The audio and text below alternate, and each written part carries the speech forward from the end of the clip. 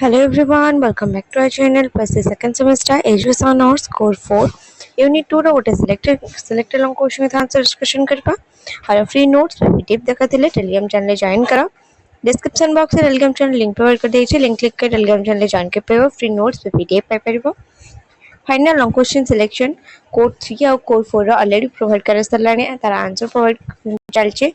जो मन भी देखिना playlist check करके देखि परिबो, जो मन देखि त ठीक अछि।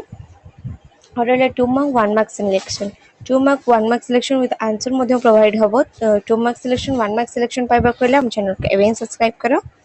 वीडियो टी भल लागि दिले लाइक कमेंट शेयर करके बिल्कुल भी भूलिबेनी। चलो देखियो क्वेश्चन कोन अछि। क्वेश्चन अछि नियामक शिक्षादान तत्व कोन हला। नॉर्मेटिव थ्योरीज ऑफ टीचिंग कहले कोन बुझ। एही श्रेणीभुक्त विभिन्न तत्व गुडी का संपर्क लेखा। नियामक शिक्षादान तत्व कहले कोन बुझ अदर श्रेणी विभाग विषय रे आलोचना करे पे कह जाय छै। फर्स्ट देखबा में उपक्रम नियामक शिक्षादान तत्व नॉर्मेटिव थ्योरीज ऑफ टीचिंग हला। नियामक शिक्षादान तत्व होछि एभली केतेक शिक्षादान सिद्धांत जहा शिक्षादान प्रक्रिया किपरि हेबा उचित, शिक्षकक भूमिका कोन हेबा आवश्यक एवं केउ परिस्थिति रे शिक्षार्थी सबुठारो भलो शिखि परिबे सेही संपर्क रे निर्देशनामा प्रदान करिथाय।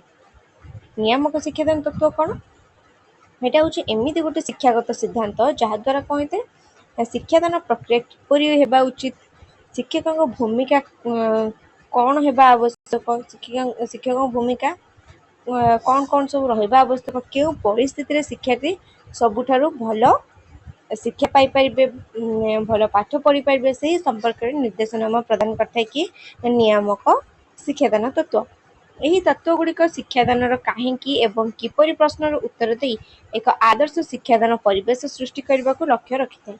जो नियामक शिक्षादान तत्व रहिला ए कोन करथे ना शिक्षादान काहींकी किपरि जो क्वेश्चन सब रहिला कोन पई जो क्वेश्चन सब रहिला से क्वेश्चन आंसर देकी एक आदर्श शिक्षादान परिवेश सृष्टि करबाकू लक्ष्य रखिथाय। देन असला नियामक शिक्षादान तत्व कोन देखिबा। नियामक शब्दर अर्थ हेउछि एक निर्दिष्ट मानदंड मूल्यबोध बा आदर्श स्थापन करबा हला। नियामक बा नॉर्मेटिव शब्दर अर्थ होछि कोन गोटे निर्दिष्ट मानदंड मूल्यबोध गोटे आदर्श प्रतिष्ठा करबा। एही तत्व गुड़िक केवल शिक्षादानर वास्तव स्थिति को वर्णना करते नहीं बरं शिक्षादान को प्रभावशाली करबा पई केउ शर्तावली आवश्यक से विषय रे नियम प्रणयन करती। कहते जो नियामक शिक्षादान तत्व रहिला एटा केवल शिक्षादान वास्तव स्थिति जो रही ताकू वर्णना करे नहीं बरं शिक्षादान को प्रभावशाली करबा पई केउ शर्तावली आवश्यक, शिक्षादान को पावरफुल करबा पई केमिति पिला माने भलो भाबरे बुझी पारिबे सेतिपई कोन कोन जो शर्तावली आवश्यक से विषय रे नियम प्रणयन करि थाए। यह मुख्यतः शिक्षकक आचरण, शिक्षादान पद्धति एवं छात्र और शिक्षक मध्य संपर्क उपरे आधारित। ये जो नियामक शिक्षादान तत्वटा कहा ऊपर आधारित मुख्यतः शिक्षकक आचरण, शिक्षकक बिहेवियर केमिति अछि, शिक्षादान पद्धति तांकर मेथड केमिति अछि आ छात्र आ शिक्षक मध्य होइतबा संपर्क उपरे एटा आधारित। तेन असला विभिन्न प्रकार नियामक शिक्षादान तत्व। शिक्षाविद एनएल गेज हला। शिक्षाविद के ना एनएल गेज नियामक शिक्षादान तत्व को मुख्यतः चारोटी भाग में विभक्त करछन। किए चारोटी भाग में विभक्त करछन नियामक शिक्षादान को ना एनएल गेज मन रखिबो नाटा को भाग में विभक्त करछन। देखियो फर्स्ट असला ज्ञानात्मक शिक्षादान तत्व है। ज्ञानात्मक शिक्षादान तत्व जो रहला तार मुख्य प्रवक्ता के अछनी ना एनएल गेज, ब्रूनर एवं आशुबेल को चिंताधारा ऊपर आधारित है। ज्ञानात्मक शिक्षादान तत्व रहिला तार मुख्य प्रवक्ता रहिले एनएल गेज, ब्रूनर, आशुबेल एमाने हेले सब मुख्य प्रवक्ता। तेन तार उद्देश्य कोन रहिले ज्ञानात्मक शिक्षादान तत्वर एहा शिक्षार्थीर बौद्धिक और ज्ञानात्मक विकास उपर गुरुत्व देइथाय हला। ज्ञानात्मक शिक्षादान तत्व जोटा रहिला एटा कोन करथाय ना शिक्षार्थी बा छात्र छात्री मानकर बौद्धिक और ज्ञानात्मक विकास उपर गुरुत्व प्रदान करिथाय। तेन असला तार विशेषत्व कोन रहिছে देखिबा। विशेषत्व कौन रही ना शिक्षादान एभली हेबा उचित जहाँ छात्रर मानसिक प्रक्रिया को सक्रिय करिवो। शिक्षादान एभली हेबा उचित, शिक्षादान प्रणाली एपरि हेबा उचित जेमिति कि ଛାତ୍ର ମାନସିକ ପ୍ରକ୍ରିୟା ଯୋଉଟା ରହିଛି ସେଟା ସକ୍ରିୟ ହୋଇପାରିବ। ଏହା ତଥ୍ୟକୁ ମନେ ରଖିବା ଅପେକ୍ଷା ବୁଝିବା ଏବଂ ସମସ୍ୟା ସମାଧାନ କରିବା ଶକ୍ତି ଉପରେ ଜୋର ଦେଇଥାଏ। ହେଲା, ଯାହା ବି ତଥ୍ୟ ରହିଲା ତାକୁ ଘୋଷିକି ମନେ ରଖିବା ଅପେକ୍ଷା ବୁଝିବା ଉପରେ ଗୁରୁତ୍ୱ ଦେଇଥାଏ ଆଉ ସମସ୍ୟା ସମାଧାନ କରିବା ଶକ୍ତି ଉପରେ ଜୋର ଦେଇଥାଏ। ଶିକ୍ଷକ ଏଠାରେ ଜ୍ଞାନର ସଂଗଠକ ଭାବେ କାର୍ଯ୍ୟ କରନ୍ତି। ଯୋଉ ଜ୍ଞାନାତ୍ମକ ତତ୍ତ୍ୱ ରହିଲା, ଜ୍ଞାନାତ୍ମକ ଶିକ୍ଷାଦାନ ତତ୍ତ୍ୱ, ଏଠାରେ କଣ ହେଇଥାଏ ନା ଶିକ୍ଷକ ଜ୍ଞାନର ସଂଗଠନ ଭାବେ କାର୍ଯ୍ୟ କରିଥାନ୍ତି। ଦେନ୍ ଆସିଲା ମାନବବାଦୀ ଶିକ୍ଷାଦାନ ତତ୍ତ୍ୱ। ମୁଖ୍ୟ ପ୍ରବକ୍ତା କିଏ ରହିଲେ ମାନବବାଦୀ ଶିକ୍ଷାଦାନ ତତ୍ତ୍ୱର? ନା କାର୍ଲ ରୋଜର୍ସ। ହେଲା, କାର୍ଲ ରୋଜର୍ସ ଏବଂ ଆବ୍ରାହାମ ମାସ୍ଲୋ। ଆବ୍ରାହାମ ମାସ୍ଲୋ ଆଉ ହଉଛନ୍ତି କାର୍ଲ ରୋଜର୍ସ। ଏ ଦି ଜଣ ହଉଛନ୍ତି ମାନବବାଦୀ ଶିକ୍ଷାଦାନ ତତ୍ତ୍ୱର ମୁଖ୍ୟ ପ୍ରବକ୍ତା। ଉଦ୍ଦେଶ୍ୟ କଣ? ନା ଏହା ଶିକ୍ଷାର୍ଥୀର ଆବେଗିକ, ସାମାଜିକ ଏବଂ ବ୍ୟକ୍ତିଗତ ବିକାଶକୁ ପ୍ରାଧାନ୍ୟ ଦିଏ। ଏଟା କଣ ଥାଏ ନା ଶିକ୍ଷାର୍ଥୀର ଆବେଗିକ, ସାମାଜିକ ଆଉ ବ୍ୟକ୍ତିଗତ ଯୋଉ ବିକାଶ ରହିଛି ତାକୁ ପ୍ରାଧାନ୍ୟ ଦେଇଥାଏ। ଦେନ୍ ଆସିଲା ତାର ବିଶେଷତ୍ୱ। ବିଶେଷତ୍ୱ କଣ ରହିଛି? ଶିକ୍ଷାଦାନ ସମ୍ପୂର୍ଣ୍ଣ ଭାବେ ଶିକ୍ଷାର୍ଥୀ କେନ୍ଦ୍ରିକ ହେବା ଉଚିତ।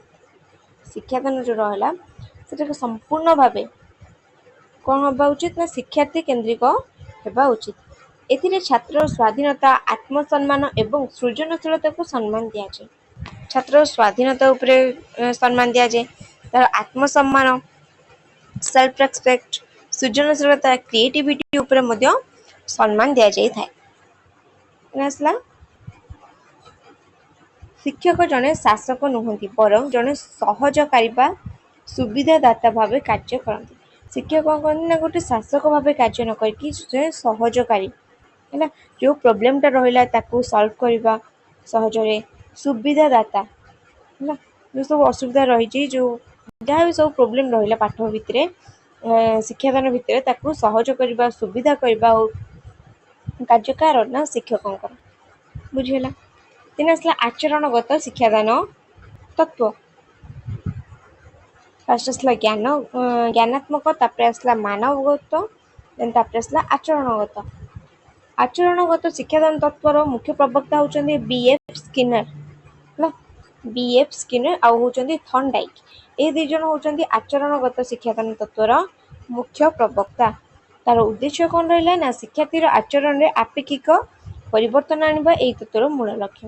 ଆଚରଣଗତ ଶିକ୍ଷାଦାନ ତତ୍ତ୍ୱ ଯୋଉ ରହିଲା ଆର ମୂଳ ଲକ୍ଷ୍ୟ ହେଲା ଶିକ୍ଷାର୍ଥୀର ଆଚରଣରେ, ବିହେଭିୟରରେ ଆପେକ୍ଷିକ ପରିବର୍ତ୍ତନ ଆଣିବା।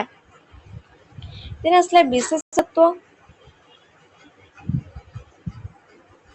ଶିକ୍ଷାଦାନ ଏକ ଉଦ୍ଦୀପକ ପ୍ରତିକ୍ରିୟା ଉପରେ ଆଧାରିତ। ଶିକ୍ଷାଦାନ କଣ ହେଇଥାଏ ନା ଗୋଟେ ଉଦ୍ଦୀପକ ପ୍ରତିକ୍ରିୟା ଉପରେ କଣ ହେଇଥାଏ ନା ଆଧାରିତ ହୋଇଥାଏ।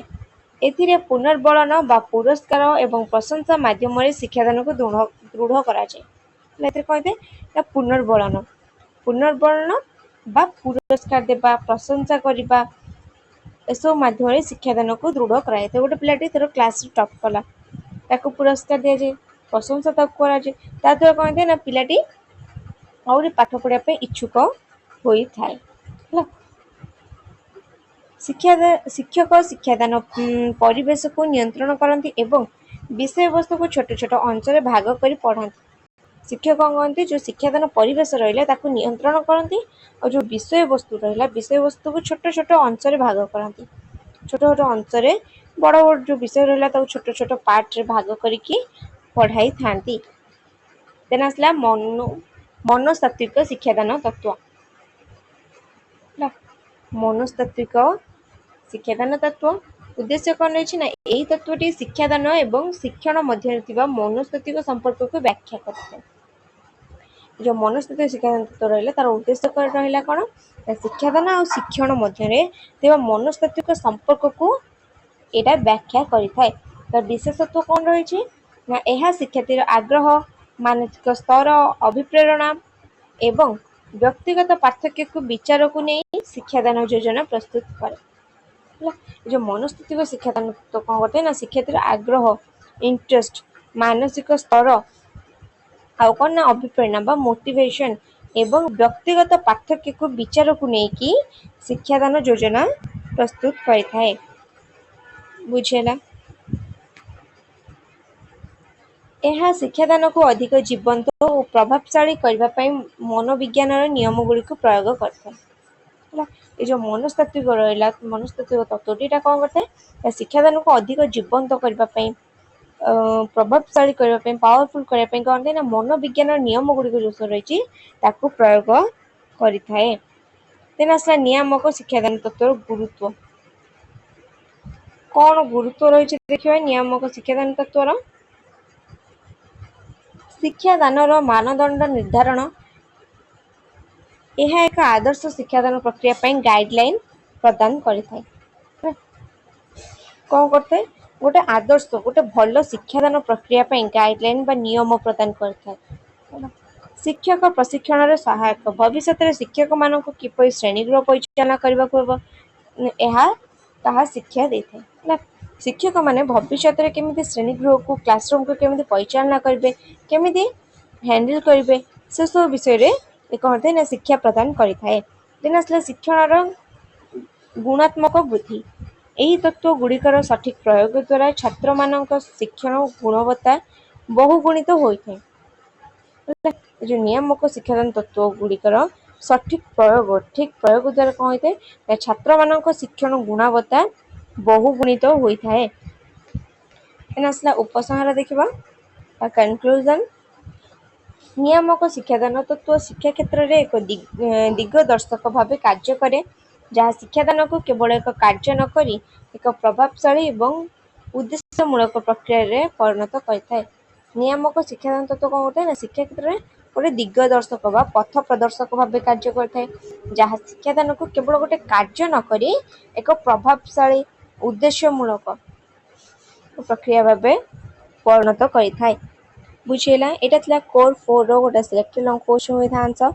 आर फ्री नोट्स पीडीएफ दरकार टेलीग्राम चैनल जॉइन कर वीडियो भल लगी लाइक कमेंट शेयर करके बिल्कुल भी भूलनी। Next selected long question with answer दरकार आम चैनल को सब्सक्राइब कर जहाँ भी डाउट रोचे मत कमेंट जनाओ। ओके।